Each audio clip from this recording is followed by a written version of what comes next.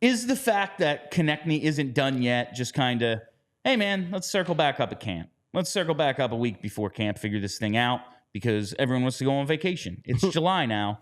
Or is it Danny looking at this thing and going, doesn't make sense. I love him.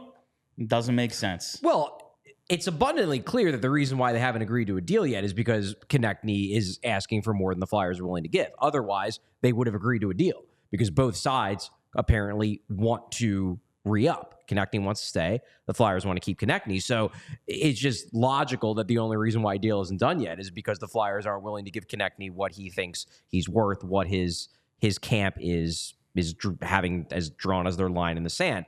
Do I think that Briere is having a change of heart about the entire concept of re-signing Konecny? I'm skeptical because I do think they want to. I think they really like him. I think they are probably more confident than I am that he's going to age well. But again, like, number one, there's two sides to that. Number one, they obviously have more information about his medicals. Number two, you also, when you're closer to a guy, you fall in love with him. And you fall in love with the idea of, oh, no, he's never going to age because he works so hard. We watch him in the gym. And then you blind yourself to the realities of the aging curve. I mean, that just happens. That happens to a lot of teams. It's one of those. It's one of those issues you run into. So the flip side of that is on both ends. But no, I think they still want to re-sign Konecny. I don't think that their inability to get big moves done this summer changes their view of re-signing Konecny. What I do think may have adjusted it is that some of these contracts that were signed elsewhere came in lower than I think everybody was anticipating. Like, if Konecny was coming in and being like, I want $9.5 million a year over 8 years. Yeah. And the Flyers were like, well, we don't really want to do that, but if that's what it takes to get done, maybe we'll cave and eventually. And then you see what Sam Reiner signed for. And then it's like, well, no, dude, like, sorry, you waited and you thought that the market was going to come in your favor and it didn't. And that recalibrates what we're willing to offer you. Like, sorry, the comparables came in and this is the going rate. Like, that may have slowed things down because the fact of the matter is that those guys got less money than I think a lot of people were anticipating. And that lowers, in theory, what Konecny could ask for. So that might have played into it too. That might have played into why things haven't gone maybe as quick as people anticipated they might go in June. Now, we are open to the possibility that things could still happen, and this is going to be fun for Charlie. Okay. There aren't a ton of, like you said, UFAs left, but NHL Network today put out a little tweet. Remaining RFAs, baby. This is when you know the offseason's over. Yeah. Because NHL Network, remember how I said in the lead up to the draft about how you need to account for the incentives of people in the media when you're hearing all these rumors pre-draft? We're the media, Charlie. You again have to account for the incentives of the media. Ratings and interests are going to fall off dramatically. So what does NHL Network do? There's going to be offer sheets, baby, knowing that there won't be. I'm not saying that there will be. I'm just saying, if Danny really wanted to get the people going, there is a list of guys here that are restricted free agents who did not file for arbitration, who are technically somewhat at least available via offer sheet. If he really wanted to go out and do something, this is the list of forwards here. I know we've talked about Byfield before and the defenseman. There's some great names on this list. Thomas Harley, I would kill to have Quentin Byfield. I would kill to have Thomas Harley. Seider, I take him. I think he's a little overrated, but I take him. Fans would love him because he's a big hitter. Yeah. But Harley, I actually think higher. Harley's really freaking good as a player. Byfield is like my dream, but he's my dream because it makes zero sense for LA to trade him. It doesn't. But you just get into the Cole Perfetti thing. That's one. Yeah, Perfetti's interesting. Perfetti and Natchez are ones that I just look at and go like, why hasn't something happened yet? Like, these are guys who at least the Flyers were on the periphery of looking into.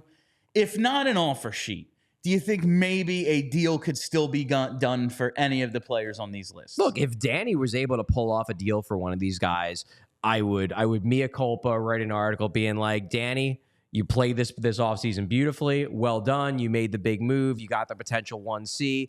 Good job. The reason why I think these guys are still unsigned is because their teams know that they can wait because offer sheets don't happen often. The team who often, the Flyers are the team that has thrown out a lot of offer sheets over the years.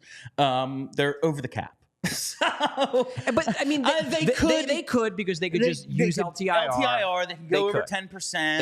They could. If they're going to be over LTIR anyway, you might as well. Like, there's really no difference than being over 800,000 versus 8 mil. 10 mil, yeah. Like, whatever, you're over. Yeah. You're not banking cap space anyway. It's like the Jerry Seinfeld bit. Like, you get thrown in a pool, then someone shoots you with a water gun. You're no more wet. Like, once you're wet, you're wet. Exactly. Someone's going to cut just that part. Anyway.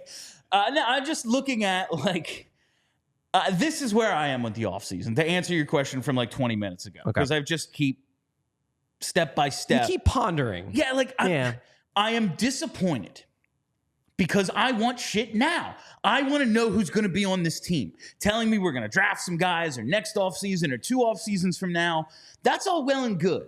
We've wanted a long-term plan for a while. We have it now, and obviously we're not happy with that because we live in a world where we need things immediately. And we're the Flyers. We've always gotten stuff immediately, whether it's good stuff or bad stuff. They do it. And it just hasn't happened. I'm disappointed. At the same time, I'm holding out hope that this offseason is not over. I'm sorry, Chuck. You're going to have to get back to work at some point. I'm holding out hope that this offseason isn't over because there's something we've learned about Danny over these past couple of months. When it's quiet, something's brewing. He likes to operate in silence. All these all these rumors and bullshit were exactly that, rumors and bullshit. When there's nothing happening, that's when Danny might be operating. That's when Danny's cooking? Maybe. That's all I can think of is they keep things quiet. And when there's stuff coming out, that's stuff from other sides. And I know we all loved the rumors. They're trading up to 4. They're trading for this guy. You love the rumors. Getting Zegras. I was thoroughly annoyed by the rumors. The fans, Charlie. The fans love rumors. These things, they're going to trade up to 4. They're going to trade for Trevor Zegras. They're going to trade for Cole Perfetti. Whatever the hell was going on, Now it's quiet. All's silent. That's when I'm expecting something. We had no idea Cutter Gauthier was happening. Fair. And then it happened. Fair. All this stuff, I'm just waiting. Maybe once the arbitration filings are over, teams have, all right, we know exactly what we're spending. We're as done as the Flyers were a couple weeks ago. Let's circle back to that conversation. Yeah, maybe. Maybe those things are possible. That's what I'm holding out hope for. But overall, the Mishkov thing is huge. It's huge. We cannot understate. It's enormous. I started the show they're opening up the fucking store. Go get your jerseys. We don't benefit from that at all. I might head down there after the show. It's 1:52. I think we can wrap. I'm gonna go head down. That's exciting. But like I said a couple of shows ago, I do kind of chalk that up to the last year's ledger. It's just yeah, you drafted him last year, and that was huge. He fell to you at 7. Awesome. He's over here early. Like you said in your article, we may never know how big a part of that the Flyers are because they're not supposed to be. But, that's kind of just luck. That's not something to me that the Flyers did. What they did with Michkov is draft him a year ago. Right. We are now a year later, and nothing has happened in terms of making this team better to compete for cups in the future. And that's disappointing to me. They just let a whole offseason go by, and their biggest move so far was re-upping Garnett Hathaway. Re-signing Eric Johnson. That's not even, to me, as big as re-upping the 4th liner. That's what we're talking about here. Yeah. Keeping your RFAs is just what you do. Yeah, that's your job. It's your job. They were afraid to, again, let Felix Sandstrom go through waivers. You don't let dudes leave for nothing until you're sure they suck. Then you let them leave for nothing.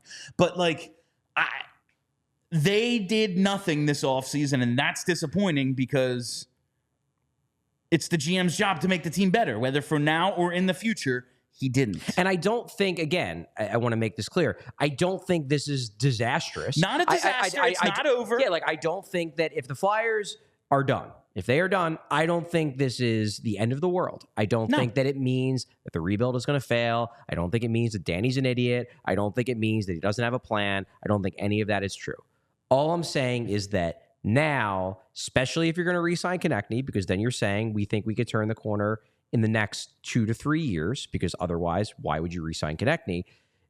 You've lost an offseason to do stuff. Now you only have a couple more off seasons you can.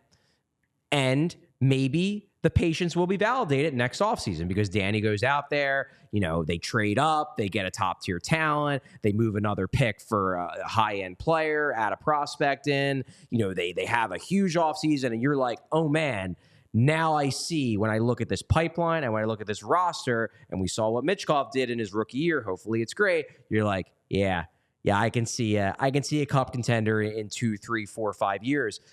Right now, I look at the Flyers roster and I look at their pipeline, and even with Michkov, knowing he's here, I don't see a team realistically without a ton of things breaking their way, like a lot of things breaking their way. Like every player we mentioned living up to their ceiling and then some. Yes. I don't see a team that can compete for a Stanley Cup. I see a team that probably can compete for the playoffs. Yeah. But I don't see a cup contender. They need to add more talent if they want to be a team that I look at, a pipeline, an organizational pipeline that I look at and I say, I don't even have to squint and I could see that team being in the mix. They're not there yet. Maybe they get there next offseason. But this offseason, they really didn't do much aside from bringing Michkov over and removing that uncertainty. They didn't do much to create the possibility for a cup contender at the end of this rebuild. And it's not the end of the world. It's just disappointing. I am disappointed in the offseason thus far, but like Charlie said, I don't think this means it's like a failure of a rebuild. No. It's just a failure to capitalize on one of what is hopefully several opportunities. Exactly. That's a really good way to put it. Yeah. They have multiple opportunities in the future to do what they didn't do this summer. They just didn't do it this summer. And they have to be smart with the things they do between now and then. Right. Whether it's the Konecny issue, the upcoming deadline, a year, 10 months from now, whatever it is. The stuff that happens between now and next summer. It could all work out, but they do still have to be smart. And like you said, they raise the degree of difficulty. There's a couple of things I want to get to before we wrap. But first, just right now at this moment, 1:56 on Tuesday, July 9th. Okay. Is the criticism that the plan right now really resembles the Ron Hextall plan fair?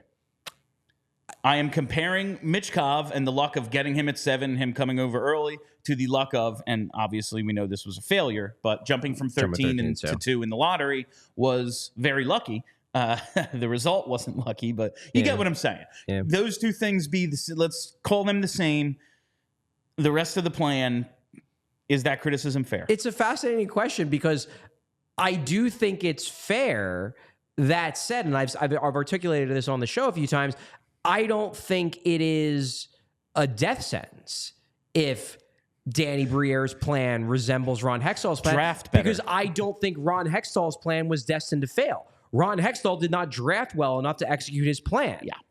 If Danny Briere does, the Hextall plan could have worked. It just didn't because the execution was wrong, but I don't think the plan itself was flawed. Now, if you believe that the Ron Hextall plan was never going to work, regardless of whether they got Heiskanen instead of Patrick or Rantanen instead of Provorov or whatever, if it was just going to fail because they didn't make big enough trades, then fair. I don't think it was destined to fail. It failed. But I don't think that the overarching plan, the patience and the focus on developing, the focus on drafting and stockpiling assets, I don't think that is an inherently flawed plan. It just didn't work the last time. It could work this time. So to answer your question, yeah, the criticism that this plan thus far is reminiscent of the Hextall plan, that's a fair criticism. But I don't think it is as damning as the people who are articulating that criticism want to believe it is. That's where I come from. Okay. We all silly like the mayor.